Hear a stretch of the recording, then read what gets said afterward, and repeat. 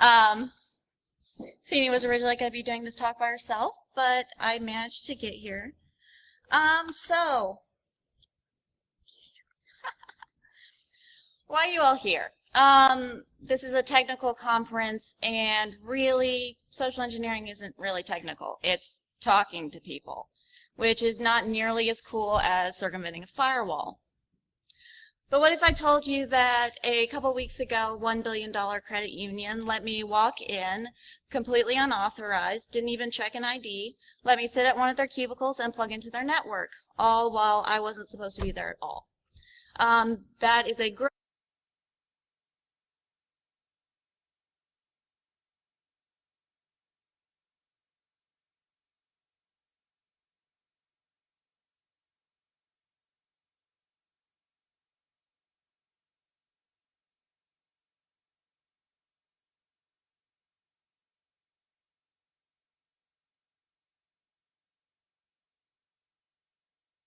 to pay for grad school and then got promoted to systems admin.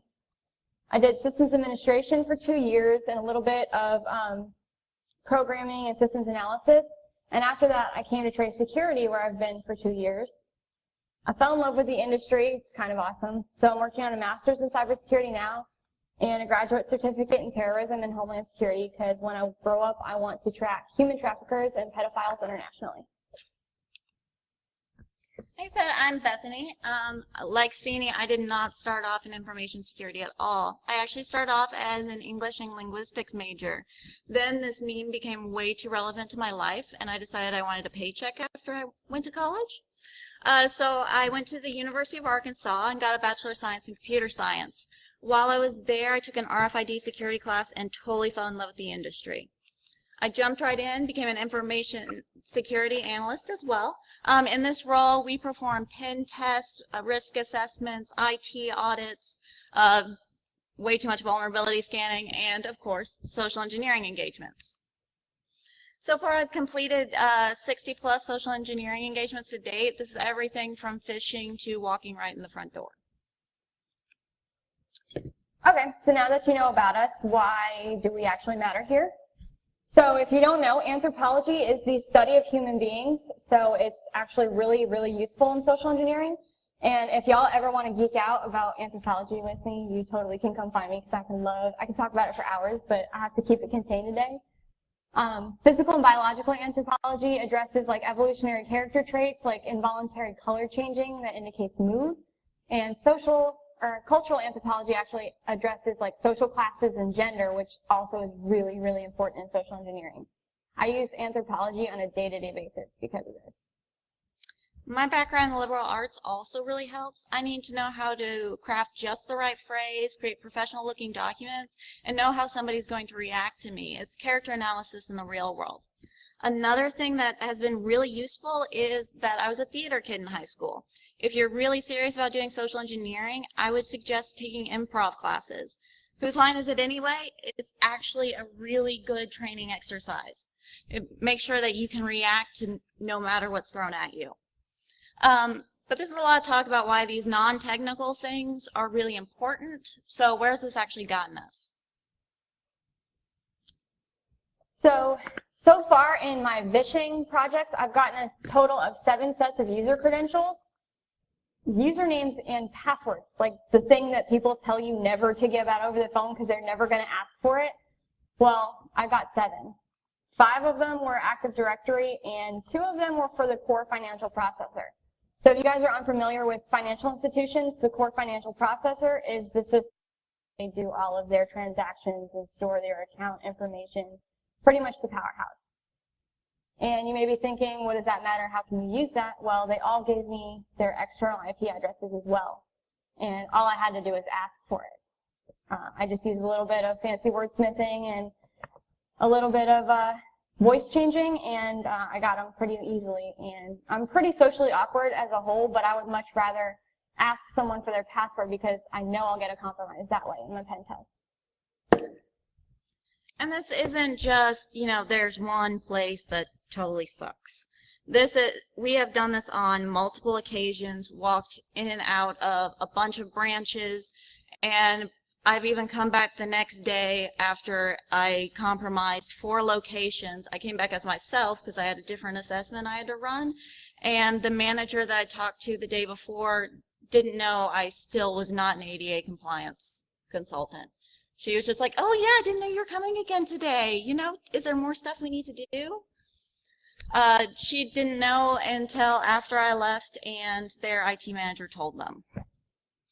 We find lots of other sensitive information while we're in there. People love to leave things on printers, unlocked computers. I've been in a lot of mail rooms where they just go ahead and hang out in the mail room with your giant bag, and certainly none of that's going to disappear.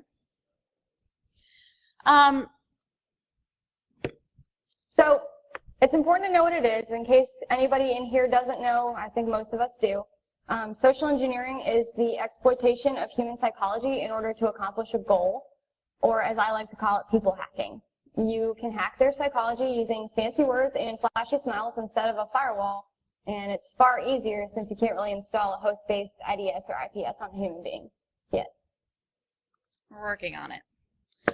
There are 3 or 4 types of social engineering depending on who you talk to. First one's phishing. This is the most common. This is all your spam emails, your spear phishing, what got Target, what got Sony. Then there's indirect. This one's contested because people say it's not really social because you're not talking to anybody.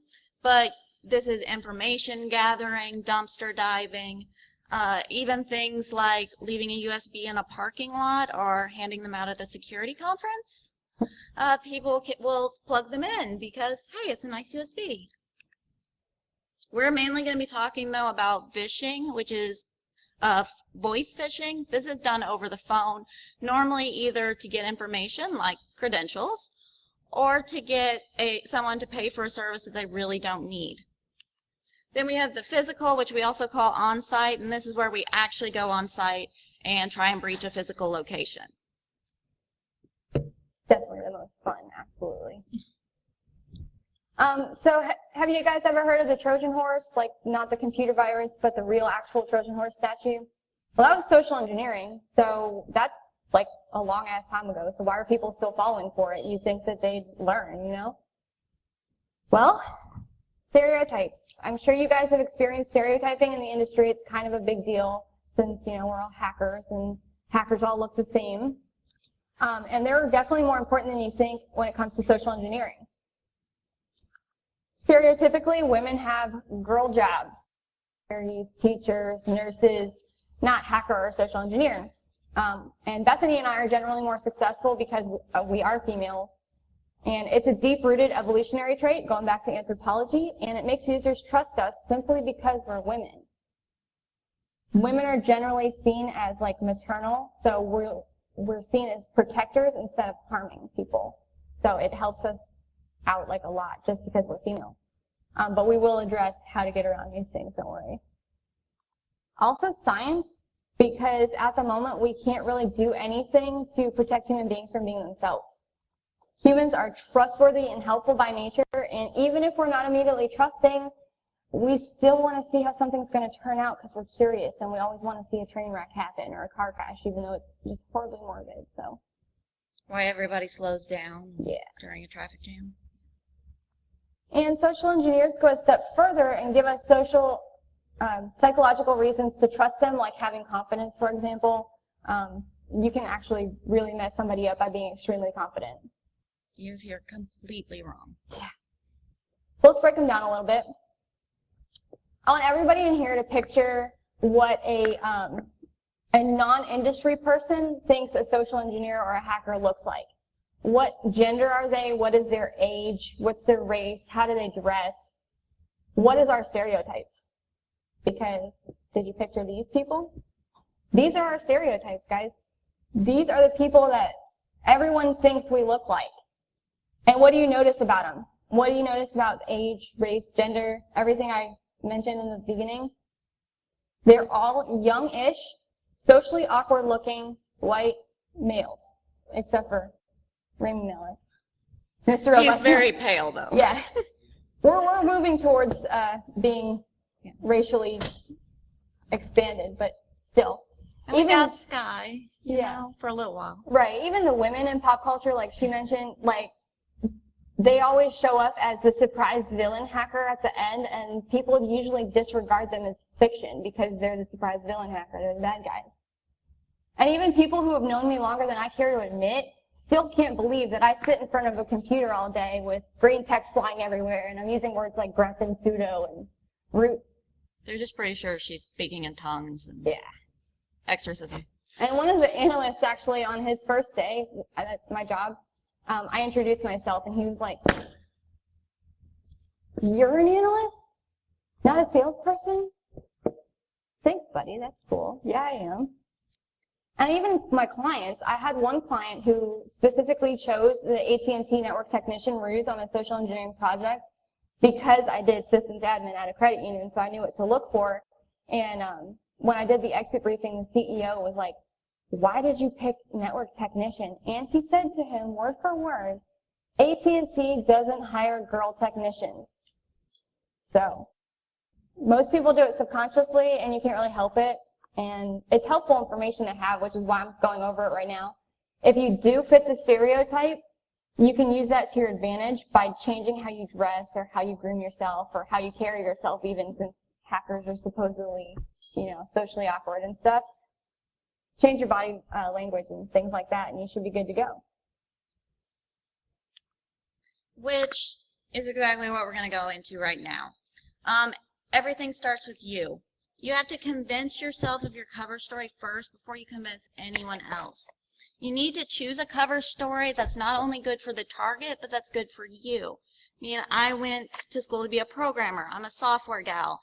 You throw hardware in front of me and I'm going to bumble around. However, I did a part-time job for 6 years of being a worker in a disabilities office. The compliance consultant ruse is really, really good for me because I can BS about accommodations all day long. So use your own knowledge. If you have a background in something, use it. We'll talk a lot about truths and using truths in your cover story, and that's actually really important.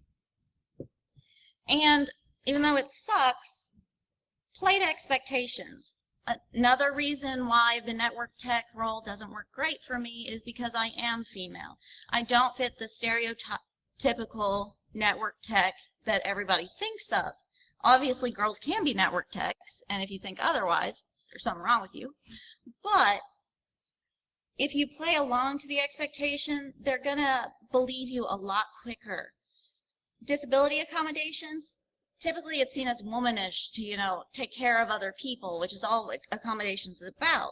So since I fit that, going along with it, people don't question. Those are the big things. Getting down to the details, though, balance is key. You don't need to know your fake mother's maiden name or what grade your non-existent child is in school. If you have too many details, you're going to forget your own story and trip up over yourself and look really weird. If you use props, use them carefully. If you're an exterminator, you don't need to show up with a workload of construction tools. You're not going to chase the termites around with a saw. When I'm a compliance consultant, normally I have a fake ID and a clipboard. I'm sorry, the clipboard still does work. And a checklist that honestly I printed off of Google. Clothing is very, very important for this.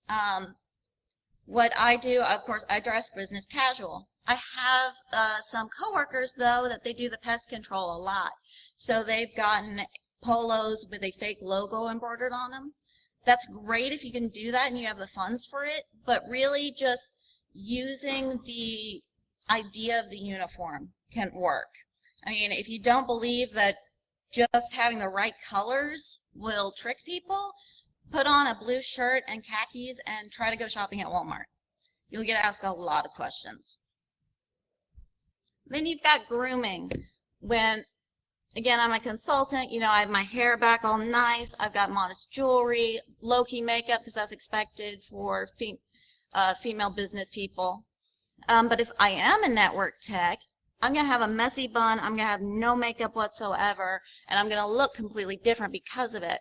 And this doesn't just have to do with girls.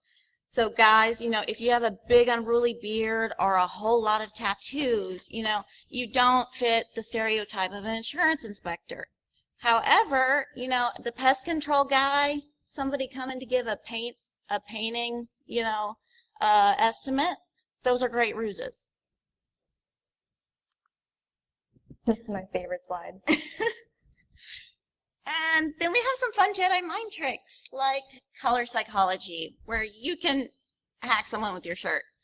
Star Wars is actually a really great example, because think of all the colors of lightsabers. The Sith all have red, which is a very passionate, energetic, angry color. And then you have Luke, who has blues and greens, which are really calming, you know, the good, light side of the Force. You can do this by just the color of what you're wearing. Typically, I like to choose calming colors like blue or green or even purple, because blue shows off, you know, professional vibe, very calm, whatnot. Purple's kind of royal, you know, respectable. Brown is actually really good because it shows you're reliable. But you don't want to go monochrome unless you're trying to be the UPS guy, because you'll look really funny. Like a box. Like a box. Generally, I choose a button down in that color and then just plain black slacks in a black color, so you look very professional, but you still are giving off that hint of color. So with all these personal modifications that you're making, there's one real goal that you have to keep in mind, which is you want to get your target to trust you so they will comply with your requests. And so since I said before, humans are more inclined to trust a stranger until a stranger gives them another reason to, give them a reason to trust you. First impressions, I'm sure you've all heard by now, because you all probably interviewed before, they're incredibly important. How many people have given you advice on your body language? You know, sit up straight, look interested, have a really strong handshake. But think about the science behind that, because it's all body language. But has anybody ever given you advice about your face? Because your face is important. It's important. Before even seeing your body language and how you carry yourself, people look at your face. And human psychology dictates that humans react different to certain aspects of your facial features. So, new scientists did a study, and the psychologists found that facial structures will give someone an idea of your personality. Like if you have a baby face, you'll be really good at social engineering because you look innocent. But it probably wouldn't work for you in a masculine field like the military. Just because you look innocent, it just makes people think that you are innocent. Yeah, my first day on the job, one of the guys was like, "I cannot wait until you social engineer because you look so precious." I'm like, oh dear. And women with a soft face, like Bethany, tend to be more successful in healthcare, education, or whatever caregiver role because they look maternal. And unfortunately for some of us, no offense to anyone, it includes attractiveness. Most people assume that attractive people have an outgoing or friendly personality in addition to being really intelligent and socially competent. It's just a subconscious thing and it has nothing to do with how you actually are. And another theory done by Charles Darwin says that your personality actually shapes your face. The muscles in the face and found that the ones that you use more often are more prominent. So if you smile a lot, the muscles that you use to smile are more prominent in your face and you'll look perpetually happy. But how can you use this? Well, if you know your face is untrustworthy, fix it. Smile more, jeez. Yeah, I know, smiling's not hard and it's actually fun. I like to smile. Face squats. Do that a lot. Yes, face squats are really useful actually. If you can see this picture, having an upturned mouth and eyebrows gives off like a more trustworthy face. And the study's online also, so you can just Google it and look at what a trustworthy face looks like.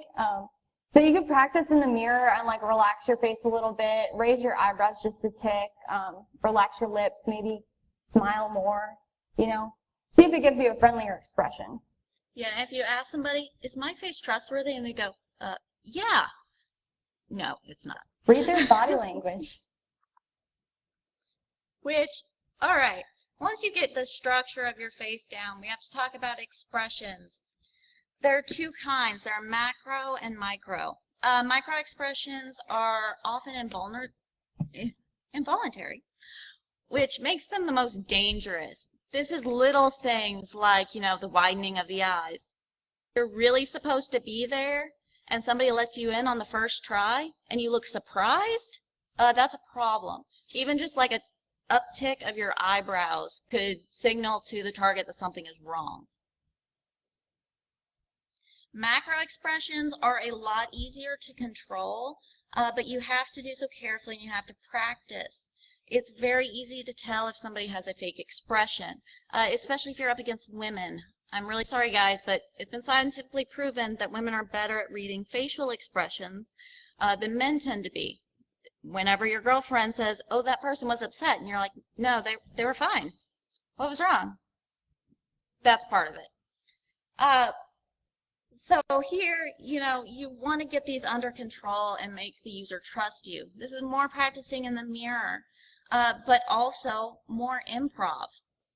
Basically, have a friend say different things to you that a target might say to you. Denials, yeses, letting you in, hey, do you need to see this? And learn how to react appropriately. And then once you've got your face down, you have to work on your body language. Communication is 55% body language. Word choice is only 7% of it. Your tone is another 38%. And we'll talk a little more about that in a bit. If you want to seem super confident and inspire trust, you do the whole interview thing. Square your shoulders, lift your chin, This shows you're trustworthy, you know what you're doing. Sometimes it's good to look sympathetic, and so kind of slouching, looking timid, that can actually work really well for you. Pay attention to your hands. They actually tell a lot about you. Twitching or tapping can show anxiety. Touching your face shows thought. Ears is indecision. And my big problem is I mess with my hair, which shows insecurity. I actually do have anxiety, so I've probably been doing that a lot without thinking about it. Instead of trying to suppress it, which would be actually really hard for me to do, I work it into my context. Somebody notices that, hey, you're really twitchy, why do you look so nervous? Say something like, oh, I'm sorry, I'm new. This is my first time by myself, I'm just kind of nervous because I don't want to screw it up. People love to help out the new person. And you can use this to your advantage too. Arm placement can really help. See how your target reacts to you. If they're protecting their ribs, they might feel threatened. Or if they're crossing their arms, they're hiding something or they don't want to talk.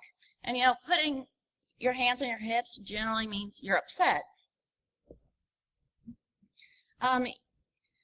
So this was something I did even before I got into this job. I used to go to auctions with my father a lot, and he would always send me to carry the heavy stuff while he went and paid. And the reason he did that was because, excuse me, we bought this. It's kind of heavy. Can you help me get it to the car? I'd have 5 guys carrying a gun safe for me, and it would be loaded before he had even finished paying. But if you can't pull off the damsel in distress thing, because sometimes that looks really weird, you have mirroring. Mirroring can be used subconsciously to gain trust from your target, and most people mirror without even thinking about it. But if you are thinking about it, you can use it to your advantage, because people like themselves. It's a subconscious thing. It gives you a sense of comfort or connection or belonging, and you definitely don't want to do it exactly, though, because that's really weird. Do it subtly, like if you can see this image up there. So while not immediately speaking to each other or even facing each other, these 4 men pictured are mirroring each other. They all have their hands up at their face. That's mirroring. I do it when I'm on physical projects, when their target touches their face or raises it to think about my request. Sometimes I'll scratch my face or my nose, or I usually wear glasses, so I'll push my glasses up and mirror their body language. And you can also mirror speech to get someone to feel your connection, which is so cool when you're actually doing it and you can tell that it's working. Because you can mirror the tone of voice, the speed, and the word choice of someone, and they'll change to mirror you back. Bethany will go over it in a little bit. It's called duetting. But you don't want to do it word for word because then they'll know that you're copying them if you say the exact words that they have. I use it most in vishing because it's more fluid that way since you can hear your target speak first when they answer the phone. So if I have like a perky girl that'll answer the phone, I'll change my voice to perky and I'll use a name like Ashley, Brittany, or Rachel, and they were more likely to help me. I don't know what it is. If someone uses the words like okie dokie or great when they're talking to you, you could say something like alrighty or perfect. Similar since they're synonyms, but they're not exact. But like I said, don't do it if you're unsure of yourself because it's just kind of sketchy. All right, so that really brings us into wordsmithing, and we're going to focus on questions first. Okay, we have open-ended questions. These are used to gather specific information about someone or something. It's actually something that they teach you in creative writing for dialogue. Also, there's a lot of these kind of questions, all of these kind of questions in both interrogation and sales techniques, which it's kind of funny how those two pair up. So an open-ended question. That's when you, instead of asking a yes/no question, you ask something that forces your target to say more. Like instead of saying, do you like John Johnson? You can say yes or no and just leave it. But if you say, how do you feel about John Johnson? They're going to have to tell you something. Then we have leading questions. They can lead a target in a specific direction. Lots of sales and interrogation techniques here. Instead of like, did Jim say something about my visit? Which is a yes or no question. You could say, were you able to read the email that Jim sent out about my inspection today? That leads them to think that there was an email. They should have gotten it, and they should have known about this inspection. Then you have assumptive questions. This is generally when you have either a really good educated guess or you actually have the information. It can be either used to gain trust because you're right, or in order to verify information. Like if you go up and ask somebody, you have a FortiGate firewall, right? You're saying that somebody's told you they have a FortiGate firewall. If the answer is yes, oh yeah, you know about the network. It's cool to talk about the network with them. If they say no, we have a Sophos firewall, then they're going to, one, give you more information. Now you know exactly what kind of firewall they have. And a lot of times they'll be like, who told you that? No, let's get everything right. And they'll again divulge more information. Humans are so silly. They are. All right. And you want to imply helpfulness. You do not want to just go, what is your password? It probably won't work. If it does, they definitely deserve to be social engineered, so yeah, don't just feel go bad. ahead. Just take everything. Get their trousers if you can. Yeah. All right. People generally don't like something being demanded of them. So in this sort of case, instead of saying, what's your username, say, hey, can you verify this username for me so I can make sure that I'm talking to the right person? Or for the password, can you verify your password for me so I can cross you off this list and make sure not to call you again? Nobody wants to be called twice, and you sound like you're helping them. By them giving you their password, they're doing something good for themselves, not something terrible for their entire organization. Right. You don't want to bombard people with questions, though. That might make them shut down. So you have to, again, balance. Get just the right amount of questions to get what you need and move on. Then we have sentences. This is about how you speak in general. There's a technique called positive confrontation. This is just making a strong and assertive statement. Instead of walking in and saying, is CEO in today? You can walk up and say, I have an appointment with Tim Cook at 11 a.m. That says, you know Tim Cook. You have an appointment, and it's important, and they better hurry up and get you to him. This is being assertive without being aggressive. Then you've got dueling and duetting. This falls back more on gender differences. John Locke, in his book about duels, which is actually called Duels and Duets, talks about how guys, when they interact with each other, they tend to duel with their friends, which is just teasing them about something, you know, things women would probably never say to each other, like, oh my God, those shoes look terrible, or did you even brush your hair this morning? And it's a playful thing.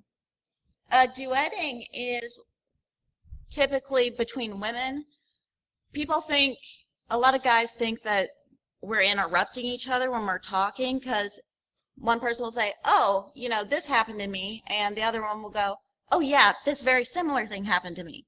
It's actually duetting. It's keeping the conversation going and finding common ground. And actually, it's a defensive technique, because if you give personal information out, that person could use them against you. But if they give something back, you both have that blackmail. So you know your stuff is safe. It's also why people tend to, if you divulge something personal, they want to give it back, give something personal about themselves, so you stay on that equal ground. Typically use that, like when I'm at work, I duel a whole lot more than I do normally because I'm surrounded by guys. Yeah, we're the only female analysts at Trace, so yeah, they're all dudes. We're all dudes. It's fine. Yeah, we take on very dude-like qualities. Yeah. Then there's softening statements, which is another thing women do a lot. This is a way of making your statement gentler, so that you don't push somebody into a defensive or a confrontation. My grandma calls it being diplomatic. Diplomatic. Instead of saying, you know, like, you set this up wrong. Say something like, hey, I might be wrong, but I think this configuration setting should be this and not this. That gets them to go, oh, you're helping them. You're not saying you're an idiot because you turn the setting on. And they actually think about what you're doing and are more likely to fix it. And this brings us back to anthropology. I love it, it's anthropology time. So one of those deep-rooted evolutionary traits that I talked about is trusting locals. It makes a lot of sense when you think about it. There's a chance that you'll see each other around town, or you know friends of their friends, or you know their family, or you maybe will go into their job one day. So people don't want to have awkward encounters with each other when they live near each other, because that can lead to conflict, and conflict is bad, and you know, all that stuff. Drama. Yeah, they don't want drama. So a lot of us in here from the South, which we have some pretty unique ways of speaking, so how can you appear local to other people? You want to start with your voice. It's probably the easiest method to tell where someone's from. People usually have to dress a certain way for work, so you can't really tell by their appearance. And we have some pretty telling accents in certain regions of the United States. I don't know if you guys have noticed, I tend to pick up a Midwestern accent because I grew up in Ohio. So it's hard to imitate, but if you can imitate accents well, use that to your advantage when you go somewhere else, or you call somewhere else. But when in doubt, you want to use your natural accents, because bad accents can be really sketchy and immediately telling. We also have regional terms for things. I have to coach myself really hard not to say y'all when I go up north, because, yeah, that is a flag. You are not a Yankee.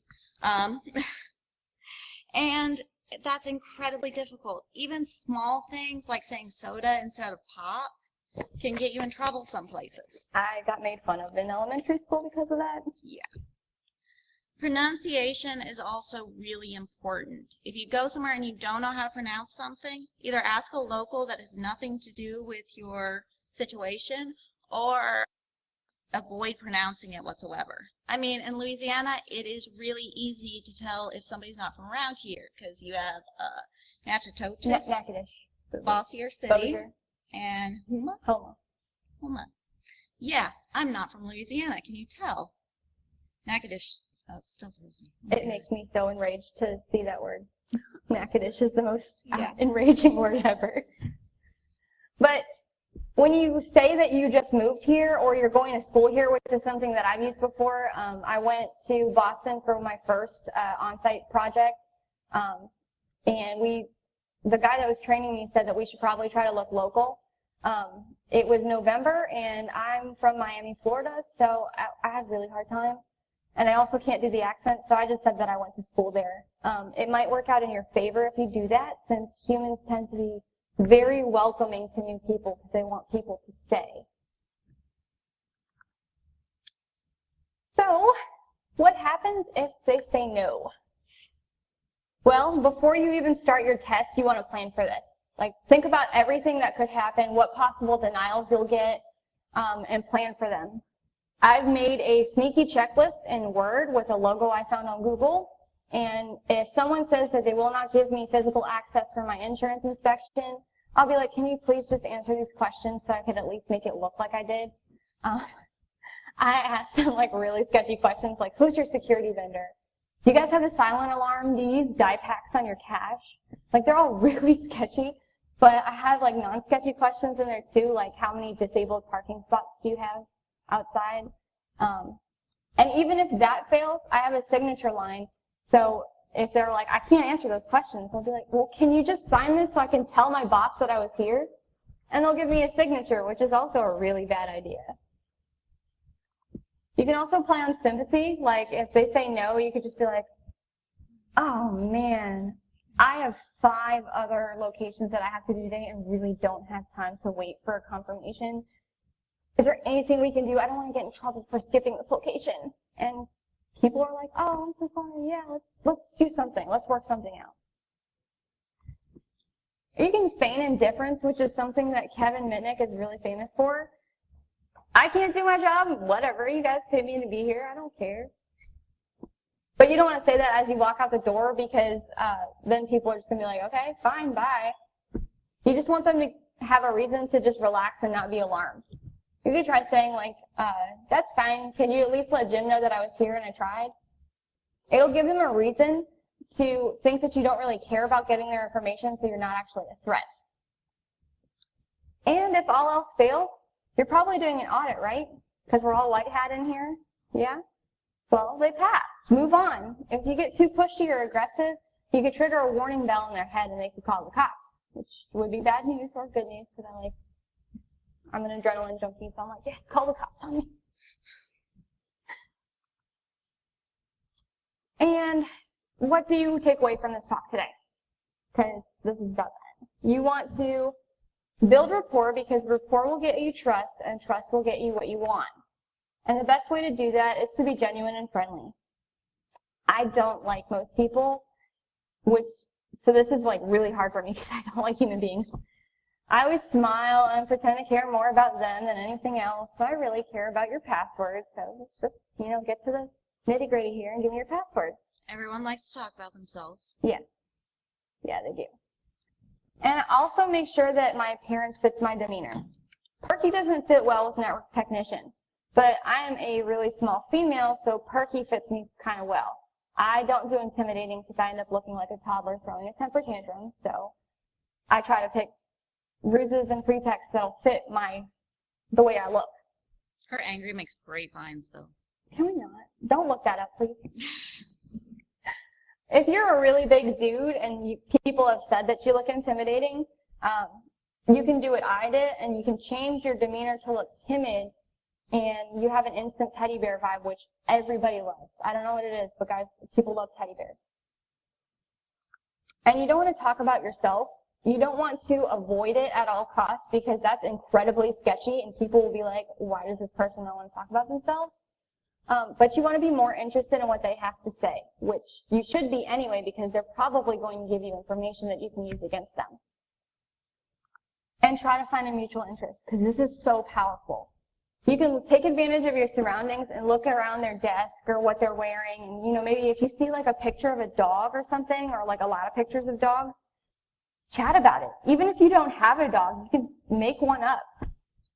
They might think that there's a chance that they'll see you at the dog park later on because you're local, And they will bend over backwards to be accommodating because they don't want an awkward social encounter later. It's crazy. Mutual interests are really powerful.